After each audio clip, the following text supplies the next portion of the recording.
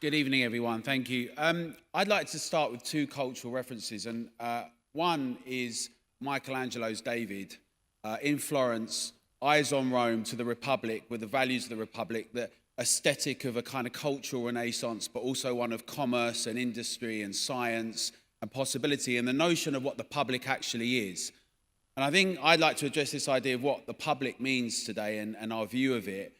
And I'm going to use my second reference to be a bit more contemporary, which is the good, the bad, and the ugly. So for any of the lovers of Westerns have always been about us projecting our notions on the past and on the future, and it says much more about when we make them than what we were talking about before. If we can take the idea of a cultural renaissance and the idea of what is the public, I think it's a really important starting point in terms of night and day, the 24-hour city, the city of the future. And I think that let's start with the good. I think it's got to be said that the Mayor's Office for London has done something quite remarkable, which is it has listened to some of the concerns about some of the references that have been made about closing, suffocating, problematic nature of what's happening in nightlife, and attempted to engage and have an action plan. And now we have a 24-hour vision for London. We have a London Music Board. We have a Night Czar, and we have a nighttime commission, which is comprised of a range of different people, from architecture and transport for London and housing and police and a range of others. And that's a very exciting proposition, and that's very good. And it's a whole lot further from where we've been before. And I think it's important to be critical and have high aspirations, but it's also important to recognise where we've got to. Now, so we've got the good. That's a good thing, and we're heading in the right direction. And I think some very good things are going to be coming out soon from the Nighttime Commission. You'll see some more of that.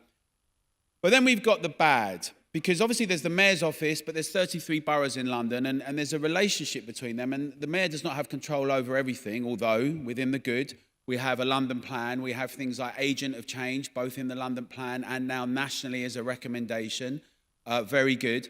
We have recommendations for a 24-hour vision for London. But the bad, so we have a consultation with one of the boroughs in London, Hackney Council, which used to have a tagline, Destination Dalston. The idea that you'd have nightlife that would attract young people and new retail and fashion and excite. And that's exactly what happened in Hackney. Over 10 years, it became one of the leading edge, most exciting places. But then some negative thinking thought that, well, perhaps we've gone too far. We've had, too much capacity, and we've had urine and vomit. And I think backward thinking about nightlife and about the benefits of nightlife versus the costs. So I think the bad is when we have a situation where we still need to educate practitioners, counsellors, and regulators that think the first impulse should be to regulate the public. In fact, nothing good happens late at night, or actually when the public get together, because we have this new act called the Antisocial Behaviour, Police and Crime Act, came out in 2014, with all these Orwellian draconian terms like public space protection orders, which means that everything from giving out flyers to using a remote control car in a park to more than 3 people walking down the street in some boroughs can be subject to be limited and regulated. And the whole idea of the public is one that's misanthropic. It's like to be feared, to be regulated. We're going to be attacking one another, rather than the brilliant view we had of the public during the Olympics, which is that we're all citizens participating, volunteering, doing something remarkable together. What a wonderful spirit. And that's how we can convert the bad to the good.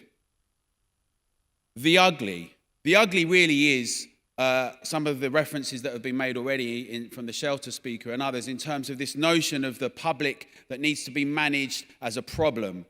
And I would really say that we should recognize the good steps forward, but we should inculcate the public in our discussion further. So not just the Mayor's Office, but across all the 33 boroughs in London.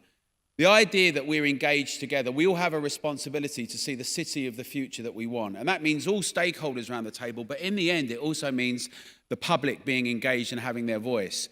If we really want to have an urban renaissance, a culturally exciting, dynamic, interesting place that some people like to say they think London is, and it could be, and I agree that has some of those elements, but to make it truly transformative, then the public must be involved in that debate as well, and we should be very ambitious and continuously critical, but work together in the spirit of Michelangelo's David, with eyes on Rome and the Republic and the city of our future. Thank you.